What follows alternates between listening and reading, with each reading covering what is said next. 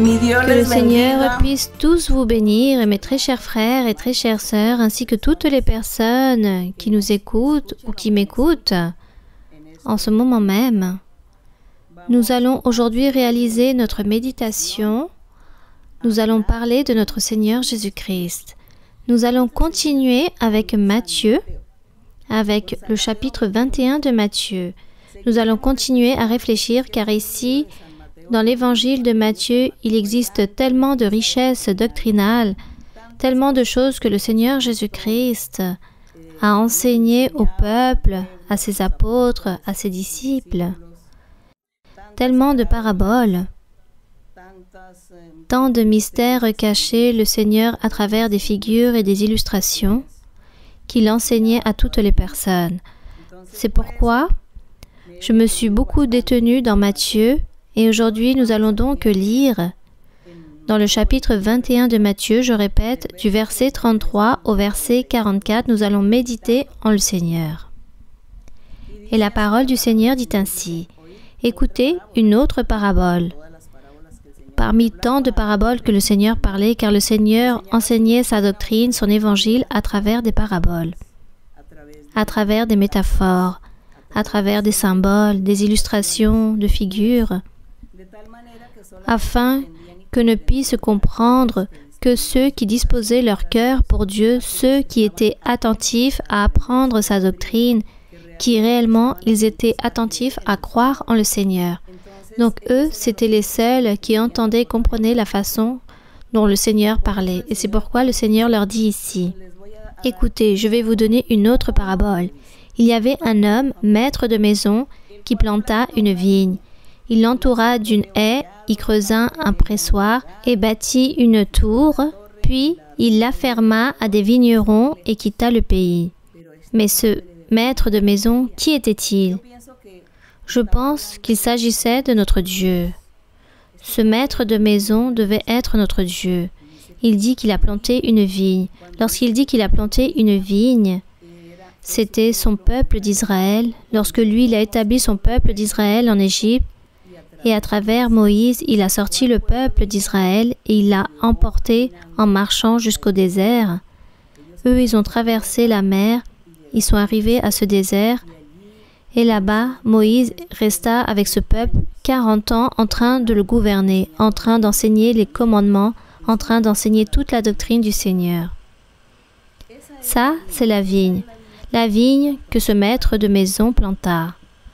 Et il dit qu'il l'entoura d'une haie, qu'il creusa un pressoir, qu'il bâtit une tour, et ensuite il est parti très loin, qu'il la ferma à des vignerons et quitta le pays.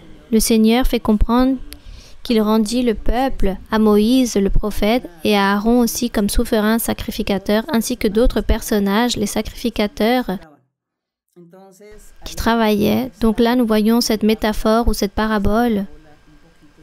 Nous le comprenons un peu plus. Donc, dans le verset 34, lorsqu'il dit que ce maître de maison, lorsque le temple de la récolte fut arrivé, il envoya ses serviteurs vers les vignerons pour recevoir le produit de sa vigne. Donc ici, ces serviteurs, nous savons que ces serviteurs, c'étaient les prophètes. Lorsque le Seigneur a voulu que le peuple puisse avoir et recevoir de bons produits, de bons fruits, lui en train d'enseigner la parole de Dieu, il était temps que eux, ils puissent rendre de bons fruits, car ils avaient appris le commandement et devaient vivre une vie sainte, une vie droite, parfaite devant Dieu, à travers Moïse et les commandements que Dieu lui envoya. Donc ça, c'était les bons fruits que Dieu attendait récolter de cette vigne. Il dit qu'il a envoyé ses vignerons pour recevoir les produits de sa vigne. Et dans le verset 35, il dit: les vignerons s'étant saisis de ses serviteurs bâtirent l'un, tuèrent l'autre et lapidèrent le troisième. C'est-à-dire que toutes ces personnes, au lieu de bien agir avec les prophètes de Dieu, ceux qui enseignaient la parole de Dieu, comme ces derniers réprimandaient, alors les vignerons, ce qu'ils ont fait, c'est devenir les ennemis de ceux qui prêchaient et qui enseignaient, et qu'au contraire, eux, ils devaient marcher correctement devant le Seigneur. Voilà ce qu'ils ont fait. Donc ici, il raconte qu'ils ont été battus, tués et même lapidés. C'est une manière figurative que le Seigneur est en train de raconter cette histoire. Dans le verset 36, il dit qu'il envoya encore d'autres serviteurs en plus grand nombre que les premiers.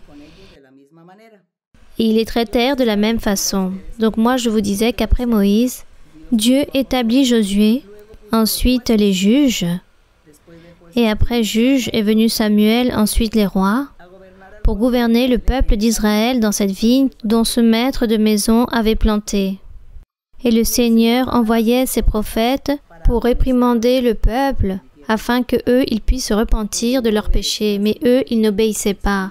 Au contraire, ils persécutaient les prophètes et leur donnaient la mort. Et ainsi de suite, ils faisaient ces choses avec les prophètes que Dieu envoya.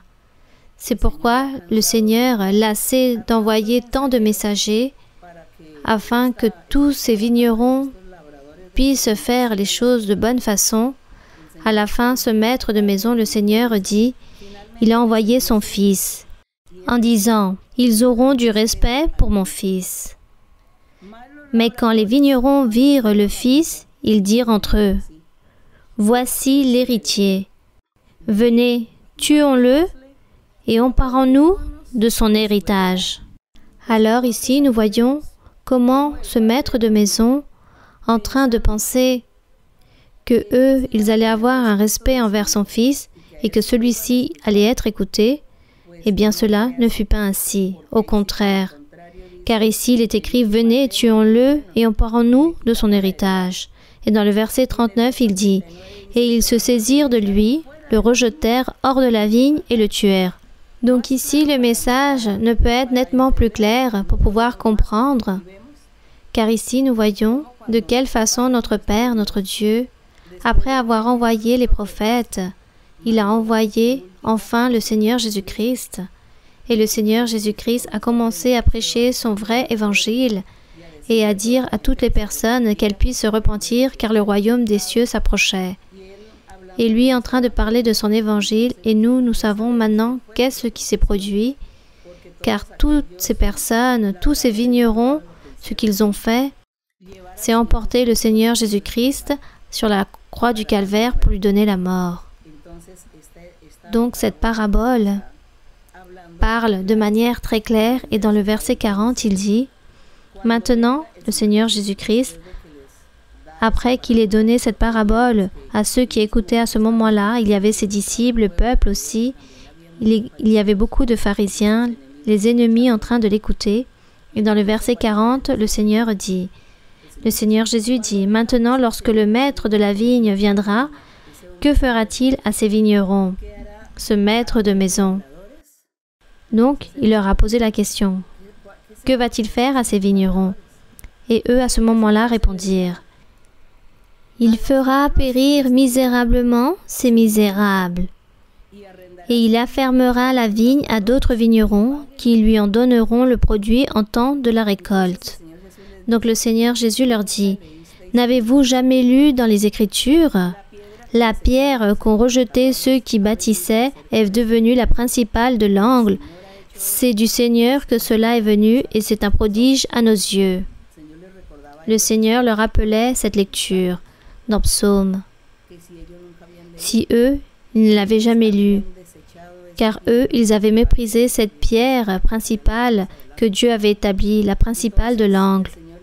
Donc le Seigneur leur dit, « Vous n'avez jamais lu, et si vous l'avez lu, vous ne l'avez jamais compris. » Dans le verset 43, il leur dit, « C'est pourquoi je vous le dis, le royaume de Dieu vous sera enlevé. » Il est en train de leur dire à tous ceux qui écoutaient à ce moment-là, c'était des Juifs, tous étaient Juifs, tous ceux qui écoutaient, les pharisiens, le peuple, tous les disciples, tous étaient Juifs, et le Seigneur leur dit, « Le royaume de Dieu vous sera enlevé et sera donné à une nation qui en rendra les fruits. » Gloire à notre Dieu, car le Seigneur a donné sa vigne, et il a donné le royaume, il l'a donné aux non-juifs. Parmi les non-juifs, nous nous y trouvons. Donc, nous, aujourd'hui, nous sommes en train de profiter de toutes ces bénédictions et nous appartenons à cette vigne que le Seigneur, que ce maître de maison a planté, dont il en a toujours pris soin. Et le Seigneur dit que toutes ces personnes allaient rendre des fruits. Et c'est pourquoi nous, aujourd'hui, nous devons donc donner de bons fruits, maintenant que Dieu nous a donné cette grande opportunité très merveilleuse d'appartenir à sa vigne, d'appartenir à son peuple, d'être en train de profiter du royaume de Dieu, du royaume des cieux, en train de profiter de la présence du Seigneur. Maintenant que nous sommes ici devant la présence du Seigneur, autant que personnes envoyées, appelées, choisies, nous devons donc profiter et donner des fruits à notre Dieu. Accomplir les commandements de Dieu, faire sa volonté, lui plaire et louer son nom, ainsi que le glorifier. Voilà ce que nous devons faire. Car le Seigneur a ôté cette bénédiction aux Juifs à l'époque pour pouvoir rendre cela aux non-Juifs, c'est-à-dire nous les personnes qui appartenons à différentes nations, nous provenons de différents endroits du monde. Nous devons nous convertir au Seigneur. Ces personnes vont pouvoir donc profiter du royaume de Dieu. Tous ensemble, nous pourrons en profiter. Donc, gloire au Seigneur. Donc, le Seigneur, ici, dans le verset 44, il leur dit, « Celui qui tombera sur cette pierre, en faisant comprendre que cette pierre, c'est Jésus-Christ, autant que la pierre de l'angle, il dit que celui qui tombera sur cette pierre s'y brisera. Et celui sur qui elle tombera sera écrasé, c'est-à-dire tout homme ou femme dans le monde, peu importe la personne qui vienne contre le Seigneur pour le mépriser, pour sous-évaluer l'œuvre du Seigneur Jésus-Christ, en ne croyant pas en le Seigneur Jésus-Christ, en mettant à terre la doctrine, en sous-estimant la personnalité, que lui, c'est le chemin, le seul qui nous mène à la vie éternelle. C'est la seule voie dans laquelle nous pourrons être sauvés et obtenir la vie éternelle. Donc, toute personne qui le méprise, alors cette personne sera détruite, car le Seigneur est le seul, c'est la seule vérité, c'est le seul chemin qui nous mène à la vie éternelle. C'est pour cela que le Seigneur, alors ici, il dit qu'après avoir entendu ces paraboles, les principaux sacrificateurs, les pharisiens, comprirent que c'était le Seigneur Jésus-Christ qui était en train de parler d'eux. Et ils se sont irrités. Logiquement, ils se sont mis en colère contre le Seigneur. C'est juste qu'à ce moment-là, ils n'ont rien fait contre le Seigneur, car il y avait une grande foule. Mais eux, ils avaient compris cette parabole par rapport à cet homme, ce maître de maison. Et nous, aujourd'hui, Dieu nous a donné sa doctrine, sa parole. Alors, il nous a donné cet entendement pour pouvoir comprendre cette merveilleuse doctrine. Et le plus beau dans tout cela, le plus important, c'est que nous puissions accomplir, que nous puissions agir et que nous puissions donner de bons fruits à notre Dieu, afin que lui, il n'y ait aucune plainte contre nous. Donc, nous lui donnons l'honneur, la gloire au Seigneur pour nous avoir appelés, envoyés pour son royaume, et qu'il nous a ici devant sa présence pour nous appuyer, nous soutenir dans tout ce que nous sommes en train de réaliser pour le Seigneur, et que nous avons le soutien de notre Dieu. Alors que Dieu puisse tous vous bénir et que chacun d'entre vous aussi, tous ceux qui écoutent, qui n'ont pas encore eu l'opportunité d'aller à l'église, que vous aussi, vous puissiez appartenir à ce peuple par rapport à cette vigne, que vous puissiez appartenir à toutes ces personnes que Dieu veut, que ces personnes puissent donner de bons fruits pour la vie éternelle, que vous aussi vous puissiez profiter, que Dieu puisse vous bénir, que vous puissiez toujours être accompagnés de la main de Dieu en tout.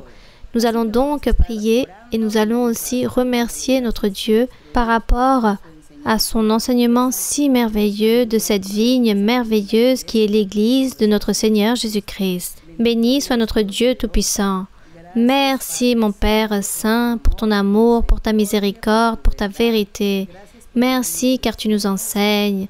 Chaque jour, tu es en train de nous donner l'intelligence, tu nous donnes la sagesse, la connaissance par rapport à ta vérité, ta doctrine. Toi, Seigneur, tu es en train de permettre que nous puissions comprendre les écrits de ta parole afin de les mettre en pratique. Merci, Seigneur, pour ton amour, pour ta miséricorde. Je te demande en ce moment même, Seigneur, que tu puisses tendre ta main miséricordieuse, ta main toute puissante, amoureuse, sur toutes les personnes Qu'il s'agisse d'hommes, femmes, personnes âgées, enfants, ils ont besoin de toi. Certains sont malades. Certains ont des maladies incurables. D'autres sont hospitalisés. D'autres sont dans leur maison, dans leur foyer, malades aussi, couchés sur un lit. D'autres liés à cause de mauvais esprits, de sorcellerie, d'envoûtement, de malédiction. Seigneur, toutes ces personnes ont besoin de toi. Ta main toute puissante puisse être là en train de les guérir, de les délivrer, de les délier, de rompre des chaînes de l'ennemi, en train de détruire toutes choses mauvaises et que tu sois en train de les bénir. Mon Père Saint, tends ta main toute puissante, bénis-les et que tu puisses donner en abondance par rapport aux aliments, car à cause de cette situation que nous sommes en train de vivre, à cause de ce virus, beaucoup de personnes sont en train de souffrir car elles n'ont pas d'argent et vivent des pénuries alimentaires. Tends ta main, Seigneur, et que tu sois en train de donner en abondance à chacun d'entre eux. Ne les abandonne pas. Que ta main miséricordieuse soit avec eux, mon Père Saint. Merci, mon Père. Tout cela, je te le demande au nom glorieux de Jésus-Christ, ton Fils aimé. Bénis-les, Seigneur. Merci, mon Seigneur. Nous allons chanter au Seigneur ce cantique 75 qui dit ainsi, « Implorant mon Seigneur ». On remercie notre Dieu au nom de Jésus-Christ. Implorant, implorant, implorant mon Seigneur, je suis toujours implorant pour le Consolateur. Implorant mon Seigneur, il écoutera et des dons célestes il nous donnera. Implorant, implorant, implorant mon Seigneur, je suis toujours implorant pour le Consolateur. Implorant mon Seigneur, il écoutera et des dons célestes il nous donnera. Gloire à mon Seigneur, on remercie notre Dieu. Que mon Dieu puisse tous vous bénir. Je vous envoie à tous de grandes salutations très spéciales et que Dieu puisse tous vous bénir. Merci et à très bientôt.